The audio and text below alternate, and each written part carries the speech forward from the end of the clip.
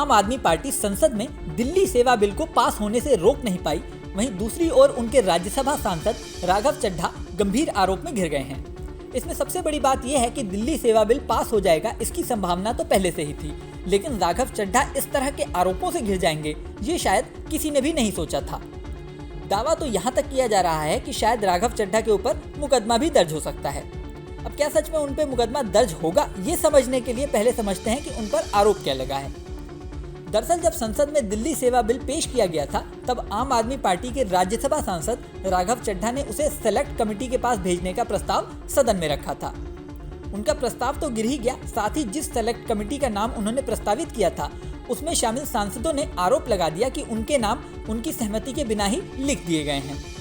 इस आरोप पर अमित शाह राज्यसभा में वोटिंग के दौरान ही भड़क गए और कहा कि अब तो सदन में भी फर्जीवाड़ा होने लगा है। इसके बाद राज्यसभा के डिप्टी चेयरमैन हरिवंश ने मामला विशेषाधिकार समिति के समक्ष जांच के लिए भेज दिया है। इस संबंध में पूछे जाने पर राघव चड्ढा ने कहा कि यदि उन्हें विशेषाधिकार समिति नोटिस भेजती है तो वो जवाब देंगे।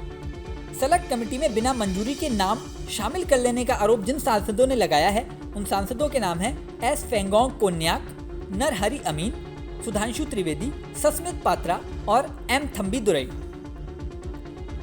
इन लोगों ने डिप्टी स्पीकर से शिकायत की थी कि उनके नाम बिना अनुमति के ही सेलेक्ट कमेटी में शामिल कर लिए गए। प्रस्तावित सेलेक्ट कमेटी के नाम जैसे ही डिप्टी स्पीकर पढ़ने लगे तो अमित शाह ने कहा कि इन 5 सदस्यों ने हस्ताक्षर से ही इनकार किया है। उन्होंने कहा कि इस मामले की जांच होनी चाहिए। शाह ने कहा इसे विशेषाधिकार समिति के पास भेजा जाए।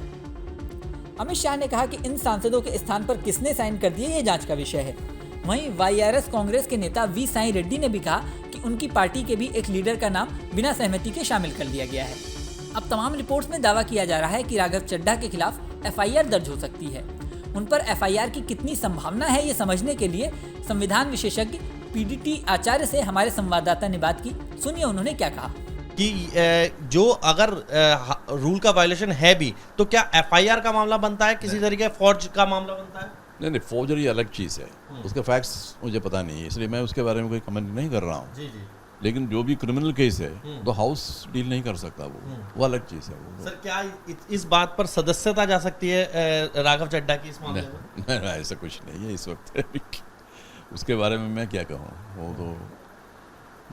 वो देखिए ना, एक रूल का वायलेशन वो स्पीकर डिसाइड करे, मतलब चेयरमैन डिसाइड करेगा कि उसकी मैक्सिमम सजा क्या हो सकती है सर, ये समझिए। ये तो रिप्रीमेंड होता है, रूल का वायलेशन जो होता है। अच्छा। रिप्रीमेंड होता है या ऐसे ही है, तो उससे ज़्यादा तो होता नहीं है। सॉरी बोल के भी खत्म हो सकता है। हाँ, बिल्कुल।